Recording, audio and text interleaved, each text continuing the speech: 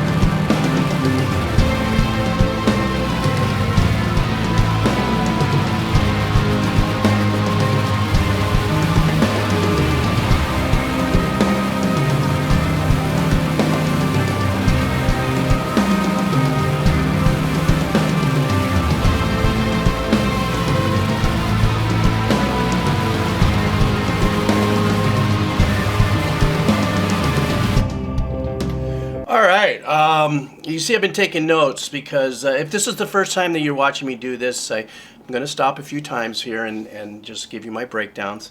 And in this case, I've tried, if I write down a couple notes, I can hit a little more spots and be a little more direct with what it is that I'm hearing and stuff. The opening, first of all, the drummers already really just set the tone for this kind of anthemish moving forward tom-tom patterns that he's going in and out of. He's in straight time with this, so it's 4/4. There's no trickery going on here. I'm noticing a lot of layered synth sounds, some pads and stuff, and the little Celeste, which is that bell sound. At least I think it sounds like a Celeste to me, with the bell sounds that are opening. The voice, whoever the singer is, once again, if you're not familiar with what I do, I never really listen to the words. I don't look at lyrics. I treat the lead singer as a musician with the instrument. So far the tone of that voice is just so, it's kind of pure and kind of like a, take your finger around the glass, when it's wet, and it's got this kind of nice sheen to it. It's just very mellow. Right now the performance completely fits, and I love the melody he's got going through. It's very, very destination unknown on this journey. Is the chord choices so far are really cool. They're very unique. I have yet to figure out how to do all this where I can play and listen and do like all the other good guys that have good setups. So sooner or later I'll figure this out. But the chord choices are really super cool. The journey that these particular chord choices feel to me is like, it is very roller coasterish in a very kind of like, how you're setting up to go tick, tick, tick, tick, tick to the top. Sometimes you go through a little slow thing. It's kind of, kind of that kind of vibe with the chord changes that are going there. Then there was a little turnaround section where the bass got melodic. Very nice kind of slide bass work with the notes that he was choosing. It wasn't just an arbitrary, note or quarter note or a half note or something, just holding down turn. Very nice and walking and wandering kind of bass line. And then when the harmonies of the vocals hit, geez, just beautiful, just wide open. It's just kind of like a quick breath of like, remember as I get to the top, tick, tick, tick, tick, tick, tick, it's almost like a, you could feel that. And what's my universal sign for chicken skin, like we say here in Hawaii? If I'm doing this, I just got buzzed. So, and then now it looks like there's going to be a little bit of the people's elbow here with what I heard. They started getting heavy and stuff. I think it felt like it's going to go back into another passage, but that heaviness was really, really super cool. In the sense that I heard this really heavy, distorted, I'm going to say it's a synth pad, an adjusted synth pad with a really high res shove in it and stuff like that. But that gave me that sense of like, we're tick, tick, tick, tick kind of a thing. So I'm going to go back a little bit like I do, and let's continue on this journey. All right, here we go.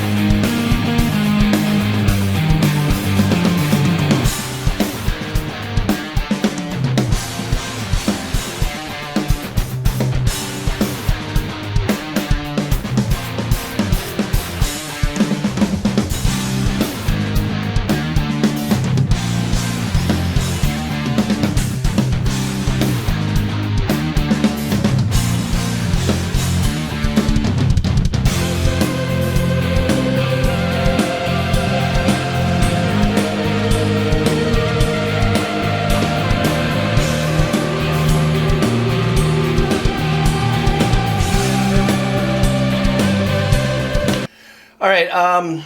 This was a long passage that I just let run, and no matter how much notes I take, there's always things that I know I'm going to skip or forget. You know, it's just difficult when it's this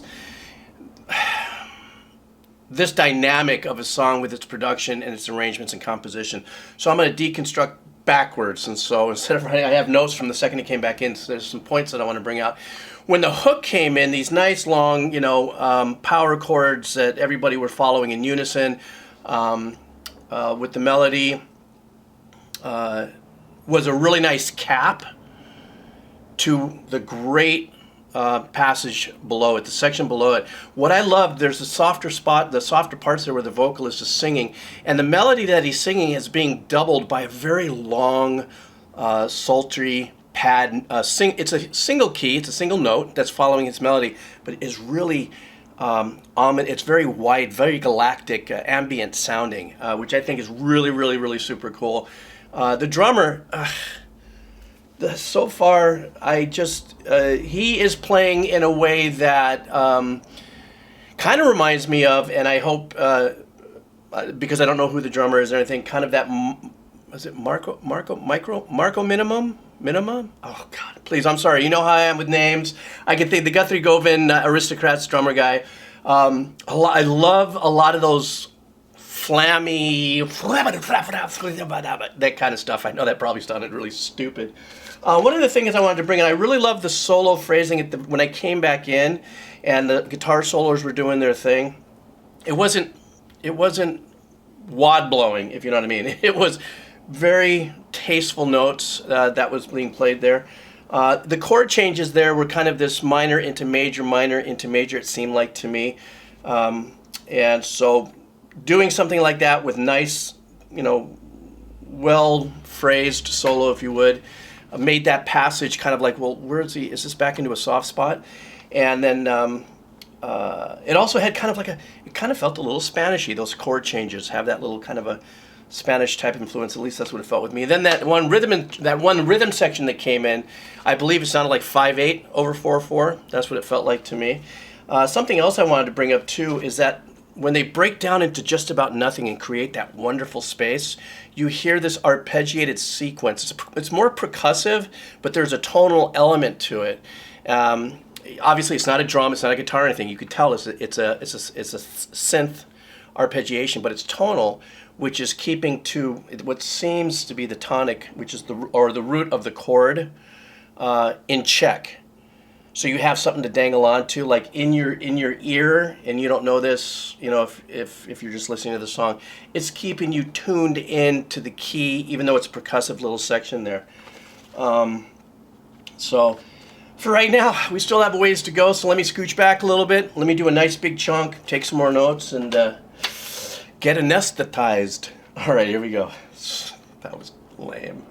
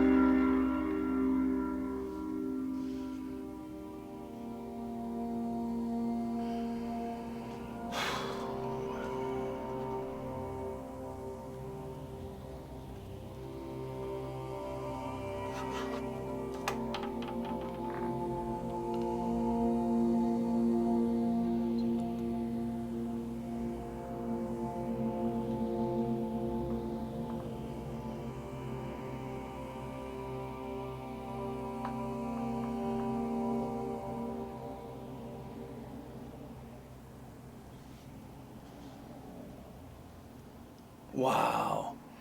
Wow, what a trip. I mean, figuratively and literally, what a trip. Obviously, the journey, as at least I see what the title of is, anesthetized. The last third, you're seemingly in its journey, anesthetized. This whole last movement was just full of wonderfully arranged layers. Now, because I don't know how many people are in the band, except I saw like one picture, of course, the liberties in recording is you can have some fun. Even if you have one keyboard player, doesn't mean you can't have multiple layers to have different effects and stuff like that. And there was that going on in this here. There was a lot of wonderful ambient pads and stuff going on. One thing I want to bring to your attention is the wonderful counterpoint arrangements in the vocals during that passage. So you had, the lead singer or the singer doing his melody, and then you had these kind of phrased answer backs. I don't want to say or diminish it by saying what I'm about to say, but kind of like a row, row, row your boat thing. Remember that? And it kind of counters, but it's beautiful, just wonderful how the way that was arranged. It starts off like with, a single note that the main singer is singing, the singer is singing, and as these counterpoints peel off, it kind of flourishes into kind of a harmony, but it doesn't ever, it's not in unison with what's going on there. I took a bunch of notes here, so I'm going to try to get through this. I know this is getting really kind of long. You see the huge layers. Oh, so, excuse me, not COVID. As I mentioned with the keyboards, I did hear, like at the beginning of the track, I heard kind of a Rhodes, like a 73, like an old school style Rhodes. And I don't know if it was a dirty Hammond or a B3, or if it was an overdriven Rhodes, which is, for those who don't know, it's an electric keyboard. One of the original sounding ones from the 70s would be that Rhodes 73. This is 73. And sometimes you do things to it. You can put pedals on it. You can overdrive it and stuff. At the end of this, I did hear both some Rhodes, beautiful, with a chorus on it. And then in this corner here, I can hear whether it was a B3 or some kind of Perk organ stuff going on and doing its thing there. This last passage was just beautiful. I sank into it. You know what it kicked me into? Automatically, it brought me into feeling like Aim High, Shoot Low. Whatever, that one track from Yes. Just that very like breathing, which I'm assuming that in writing the song, where the composers, the musicians, the bands, the producers going to is that you're now at a point in the song where you're anesthetized, and now you're tripping. All the musicians, like I've said before, it's not. I'm not critiquing. I'm not saying who. When you're at this level, they're all wonderful. They're all absolutely talented. They're all stand out. Now it's just a matter of the compositions that they put together in order to treat you guys to some sonic candy. So anyhow, thank you guys. I waited a while because of how long it was, but it's so well worth it. And I know this is a really long video, and if you're still here, I'm still going to go deeper into Porcupine Tree. Thank you for all your comments. Thank you for your education. Thank you for straightening me out if I say things wrong. And if I catch something else, I'll usually post a comment and then pin it to the top, and then you guys chime in on that. Sometimes I'll listen to it again and say, because there's one thing I want to listen to, and I don't know whether the engineering in the drums shift a little bit in its chunks. Sometimes, bands will record in certain ways, or it'll be an engineering choice that during another passage of a song, they may decide to change the mix of the drums from in your face, doing, big ambient or wide open overhead sounding stereo drums, and then pull it back deep. And then sometimes when that happens, it changes the tones and the textures of the drums too. I thought I heard that. I'm not too sure. I'll go back and listen, and then I'll drop a comment there. So anyhow, guys, thank you so much. This is going to take bazooka time to render and run. So I'm going to refill my cup of coffee. Also, thank you for that. If you're still here and you want to buy me a cup of coffee, 50 cents, $1 or something. I like vanilla nut creamer, that's why. All right. Aloha, everybody.